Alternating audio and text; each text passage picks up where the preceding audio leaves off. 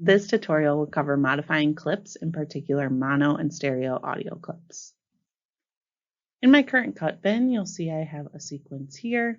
This is scene 16 from Guess Who. Right now I have a portion of a clip already in my sequence, my timeline down here. And let's say that now I want to start adding more to it. So I'm going to take a look over here in my sync footage bin, and I'm going to take a look at Dante's coverage. So those are the lighter blue here. And let's say I want to add this to my sequence that's already down here. If I do that, I can go ahead and set an endpoint here in Dante's coverage, maybe of where I want it to start. And then in my timeline down here, I'm going to pick a point where I want to bring in this clip to work with.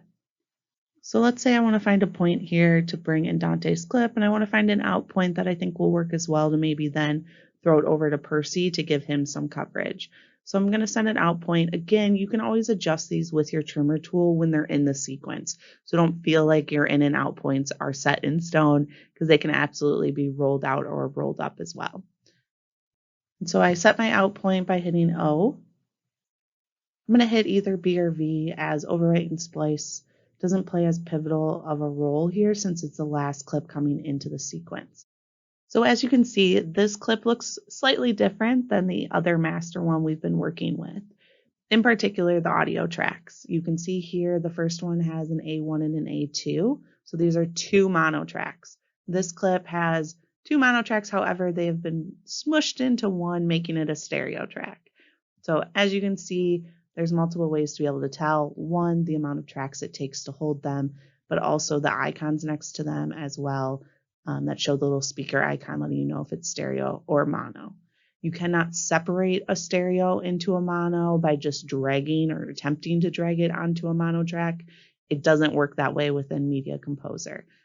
You also cannot take two mono tracks and move them into a stereo track. It won't work that way in Avid either. You'll notice as I start to move these clips around and drag them in the sequence that Avid will automatically add new video tracks or new audio tracks depending on where you're dragging these clips. So you don't necessarily always need to be adding stuff. Avid can do it for you just by moving those tracks. One thing I do want to point out is going to be your toggle selection tool here. So I'll hover my arrow over it, and you'll notice when it's turned on, it selects all the clips, the audio and video that is associated with that clip, that file. However, when it's turned off, it allows you to move things individually. So if I drag this over here, you'll then see it is 153 frames out of sync with the other ones, but it allows you to individually work with clips.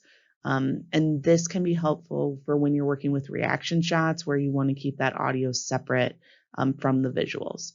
So again, your toggle selection tool, when it's highlighted, it selects them all together when you click on just one of them. When it's not, it'll then just highlight the one you're clicking on.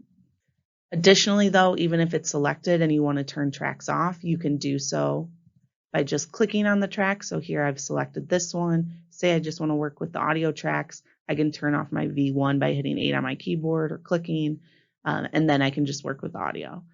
So it's not like you have to always be using the toggle selection tool. This becomes helpful for if you like to work with clips in a particular way, or if a project wants you to work with clips in a particular way.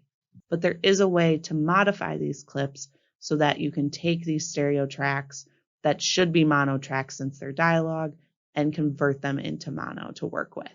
And it's a very simple thing, and that's what we're going to end up doing.